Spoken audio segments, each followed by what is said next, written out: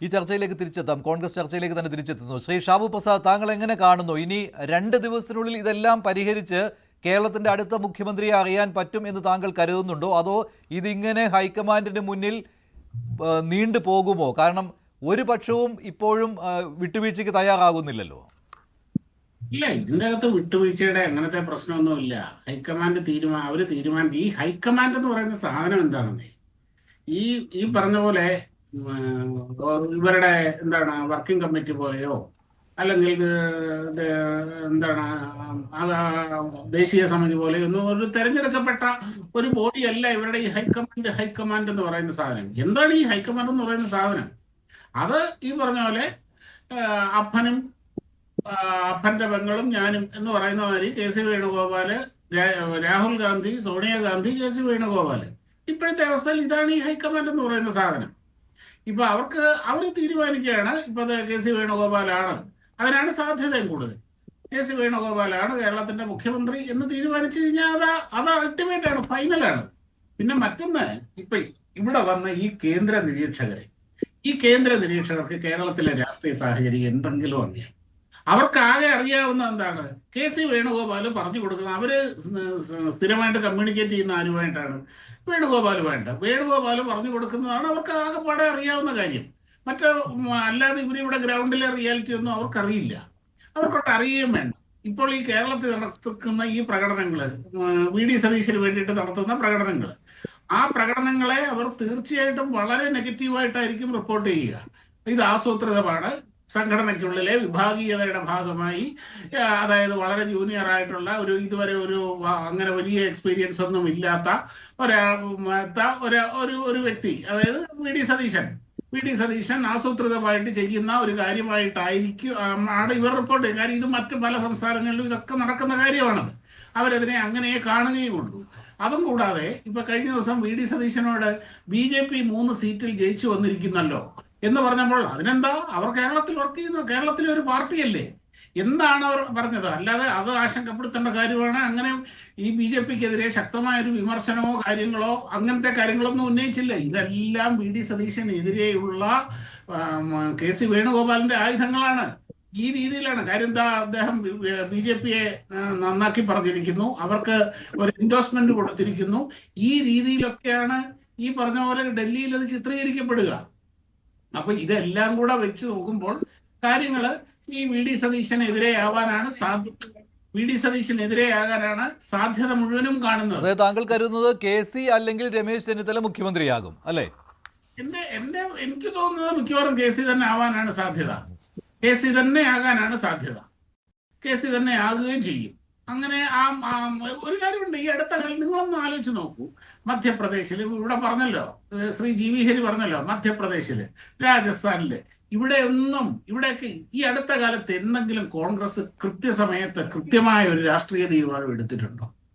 എന്തെങ്കിലും ഒരു കാര്യത്തില് ആകെപ്പാടെ പറയാൻ പറ്റുന്നത് ഈ കഴിഞ്ഞ തെരഞ്ഞെടുപ്പ്, കേരളത്തിലെ അസംബ്ലി തെരഞ്ഞെടുപ്പില് ഇവിടെ MP മാരും മത്സരിക്കണ്ട എന്ന കൃത്യമായ ഒരു തീരുമാനം എടുത്തു. അത് ജീവഭയം കൊണ്ടും കൂടിയാണ്. കാര്യം ഈ MP മാരെല്ലാരും കൂടെ ഇവിടുന്ന് ഇപ്പോഴത്തെ ഒരു സാഹചര്യത്തിലാണെങ്കിൽ ഇപ്പൊ ഇവിടുന്ന് 5-6 MP മത്സരിച്ചിരുന്നെങ്കിൽ അവരെല്ലാം ജയിക്കുകയും ചെയ്യുമായിരുന്നു.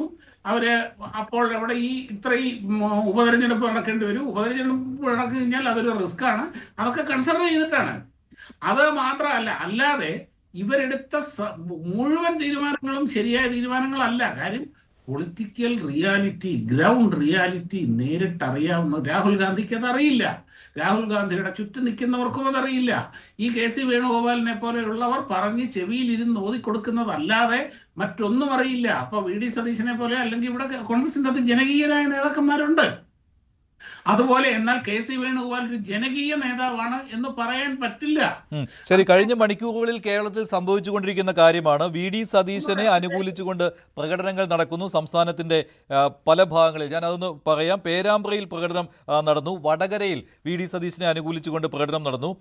തൊടുപുഴയിൽ go back K C Venugopal എന്ന ഫ്ലക്സ് കാണുന്നു. തൊടുപുഴ രാജീവ് ഭവന് മുന്നിലാണ് കെ സി വേണുഗോപാലിനെതിരെ ഫ്ലക്സ് വെച്ചിരിക്കുന്നത്. പട നയിച്ചവൻ നാട് നയിച്ചാൽ മതി എന്നാണ് ഫ്ലക്സിൽ പറയുന്നത്. അത് വി ഡി സതീശന് അനുകൂലമായിട്ടുള്ള വാചകമാണ്. അതിന് സമീപം വി ഡി സതീശനെ അനുകൂലിച്ച് ഫ്ലക്സ് വെച്ചിരിക്കുന്നു. അതിന് സമീപം കെ സിക്കെതിരെയും ഫ്ലക്സ് വെച്ചിരിക്കുകയാണ്. പിന്നെ ഉള്ളത് ചില ഫേസ്ബുക്ക് പോസ്റ്റുകൾ വരുന്നു. അതും കൂടുതലും KC വേണുഗോപാലിന് എതിരായിട്ടാണ്. സെക്രട്ടേറിയറ്റ് സമര കവാടത്തിന് മുന്നിൽ സുധാകരൻ അനുഭാവികൾ KCക്ക് അനുകൂലമായിട്ട് ഫ്ലെക്സ് വെച്ചിട്ടുണ്ട്. എവിടെയാണ്? ബോംബെയിലൊക്കെ KCക്ക് അനുകൂലമായി ഫ്ലെക്സ് അങ്ങനെയുണ്ട് അല്ലെ? സെക്രട്ടേറിയറ്റിലെ സമര കവാടത്തിന് മുന്നിൽ സുധാകരൻ അനുഭാവികൾ സ്ഥാപിച്ച KC വേണുഗോപാലിന്റെ കൂറ്റൻ ഫ്ലെക്സ് വലിച്ചു കീറിയ നിലയിലാണ് കാണപ്പെട്ടത്. തൊടുപുഴയിൽ സതീശന് അനുകൂല പ്രകടനം നടത്തി. DCC അവിടെ നടപടിയെടുത്തു. അതിനെതിരെ MP ഡീൻ കുര്യാക്കോസ് രംഗത്തെത്തി. അദ്ദേഹം പറയുന്നത് പ്രവർത്തകരുടെ വൈകാരികത മനസ്സിലാക്കണം എന്നാണ്.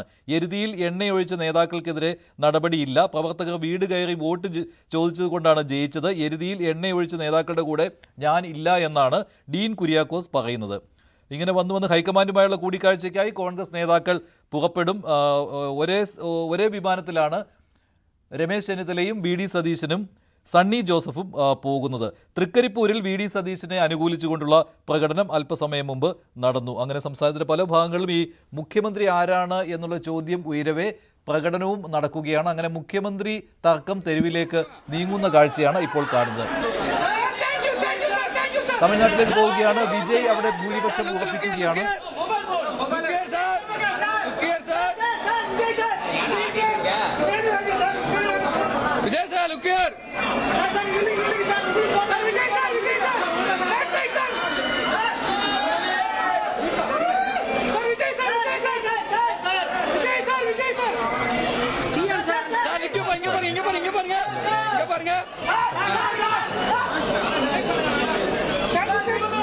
വിജയെ പിന്തുണയ്ക്കാൻ മുസ്ലിം ലീഗ് 119ലേക്ക് എത്തിയിരിക്കുകയാണ്. വിജയെ പിന്തുണയ്ക്കാൻ മുസ്ലിം ലീഗും തീരുമാനിച്ചിരിക്കുകയാണ്. മുസ്ലിം ലീഗിനോട് പിന്തുണ അഭ്യർത്ഥിച്ചിരുന്നു. അങ്ങനെ 119 എന്ന സംഖ്യയിലേക്ക് വന്നിരിക്കുകയാണ്. 107 വിജയുടെ പാർട്ടിക്കുള്ളത്. 108 ഉണ്ട്. പക്ഷേ വിജയ് 2 സീറ്റിൽ മത്സരിച്ചു. അതിനാൽ ഒരു സീറ്റ് ഒഴിഞ്ഞു കൊടുക്കണം. 107.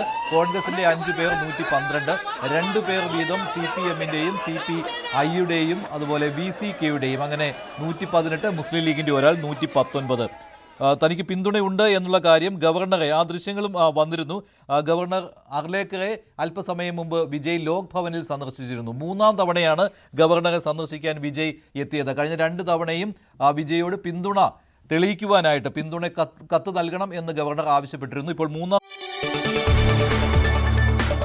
കൂടുതൽ വാർത്തകൾക്ക് News 18 Keralam YouTube channel subscribe ചെയ്യുക.